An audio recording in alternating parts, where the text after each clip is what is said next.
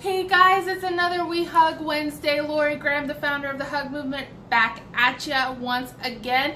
Every Wednesday we send out a virtual hug just to encourage and motivate you to keep going and not give up. So that's the main purpose of these virtual hugs, just giving you a little encouragement for your day. Today I want to get right into it in 1 Kings. How many of you have basically been so tired, so fearful, so discouraged that you just kind of block out the world, hide away, isolate yourself, don't get involved in community? Hello, that has been me more than once, more than twice, more than 3 times, I would say, over the last 3 to 4 years of my life. Even so much, I know God brought this verse to me today to remind me, even in the last 8 months of my life, I have been in this position. So I'm preaching to myself first before I speak to anyone else. I know God was using this for me, and so I just want to encourage you with it as well. And I'm going to be super transparent because, you know, I like to keep it funky, and that's just the way it is. So I'm going to super paraphrase this, so bear with me. You can read it. I would recommend reading the commentary. That really blew me away when I read the commentary for these verses as well, alongside with the verses. It's super important to educate yourself that way.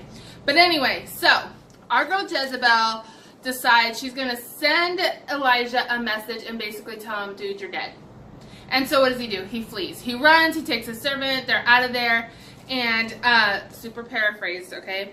So in 1 Kings 19:3, it says, and when he saw that, he arose and ran for his life. So when he saw the message, when he got that text message, if it was modern days, he peaced out. Like, this reminds me of yesterday. We had an earthquake here in Southern California, and Vince and I jumped off the couch like it was nobody's business, and we were outside the front of our house. So when I read that, I kind of chuckled because I was like, I know how that is. And it says, so he arose and ran for his life and went to Beersheba, which belongs to Judah, and left his servant there. He knew that he had some one-on-one stuff to do with God.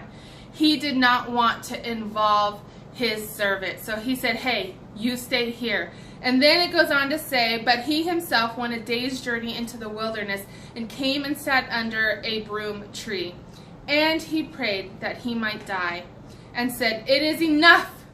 Now, Lord, take my life, for I am no better than my fathers. How many of us have been in that place? Lord, just end the pain. God, I can't take anymore. In fact, how many of you are going through that right now? I've been there. I almost took my own life and was saved by the grace of God. I said, Lord, this is enough. I can't deal with this anymore. We've all been there, and if you haven't, you probably will be there one day, and that's why it's so important to hold on to God's word and to read God's word and know the truth and not the lies, because Satan will try to jump in and lie to you and make you believe something that's not true. All right, so then he says that prayer. He's under a tree, and he falls dead asleep. So he's asleep, he's knocked out. Then suddenly, how many of you love suddenlies? I have received a suddenly just recently. Suddenly an angel touched him and said, arise and eat.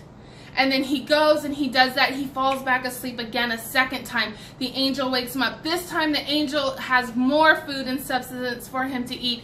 And he says, you need to eat more because you have a 40 days journey to go. He wakes up, he eats. They go to their 40-day journey. They're in a cave, and he hears from God in his quiet place, in a cave. You notice it did not say he heard from him under the tree. That's where the angel did the work. That's where God was providing for his need, is because he was under the shelter of a tree. He had given up. He was done. He was ready to be his life to be taken. He was finished. But he was still obedient to God. And so he was in the cave and he heard from God. He heard that he should go out and that he should wait to hear from the Lord, that the Lord was going to show himself to him. What an amazing thing, right? And so It said, "Go out and stand on the mountain before the Lord, and behold, the Lord passed by with a great strong wind." I love this. Picturing Elijah out there, not knowing what to expect, and all of a sudden this heavy wind comes, and I can imagine that it's blowing everything. It says, "It tore into the mountains and broke the rock in pieces before the Lord." But the Lord was not in the wind. Now, some of you that are watching in Southern California in the high desert, you know what wind is about. Or let's say the Windy City, Chicago, you know how strong wind can be. But the Lord was not in that fierce wind. And then it says, then there was an earthquake. Hello, we had an earthquake yesterday in Southern California, and I think about the movement and the jolt of our house and how it had us jump off the couch and run out the door. It was so strong and so powerful. But the Lord was not in the earthquake. He wasn't in the wind. He wasn't in the earthquake. And then it says, and then there was a fire. Hello, that sounds like California all together. The wind, the earthquake, the fires. It's basically describing California summer. All right, and so it says still, he was not in the fire. And then after the fire was a still small voice, and it was the voice of God. He did not come at Elijah saying and yelling and frightening him. He came after the fear in a calm and peaceful voice. Have you experienced that? I know I have. The storm came, I was jolted, things were getting hot, and I was insecure and fearful, and then the still small voice came. And he asked Elijah, "What is wrong? What's going on with you?" And Elijah told him, like he told the angel, that he was zealous for the Lord. And because of his children had forsaken him and tore down his altars and his covenants, and that they were going to kill him, and he was fearful for his life, and he felt ashamed of that and ran. Now this is where you should check out the commentary, because the commentary states, the Matthew Henry commentary, I believe it was, states that God knows our fears, what we can and can't handle, and he uses them accordingly for your purpose. And when I read the commentary on that, I thought, wow, when you think about the trials that we have in our life, and God already knew that. God already knew what was going on with Elijah, but he also saw that Elijah was being obedient. What did he do? He left everything, went to a desert place and said, "God, I love you, God. I choose you, God, and I would rather die than be a part of all this stuff that's going on over here." And God showed up. Could you imagine having that conversation with the King of Kings? And God gave him direction at that time. He told him what to do, who to anoint, who to put in certain power, what people to talk to. He gave him very specific direction.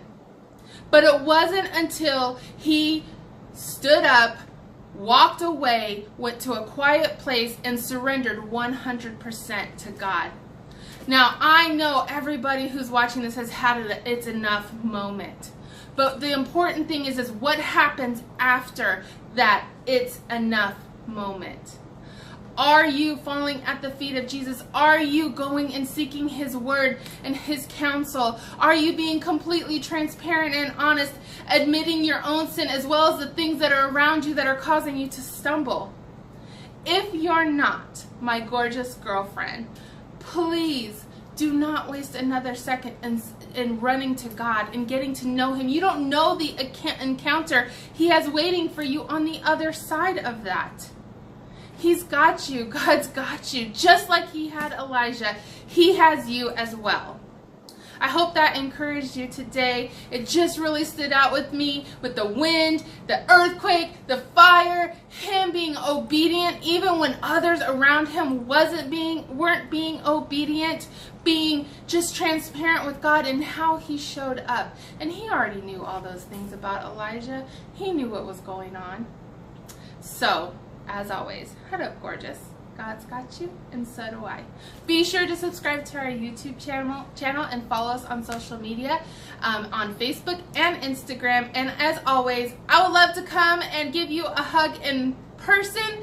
Be sure to check out headupgorgeous.org. Click on contact or bookings, and you can schedule me to come and speak at your event anytime. Till next week, head of gorgeous. God's got you, and so do I.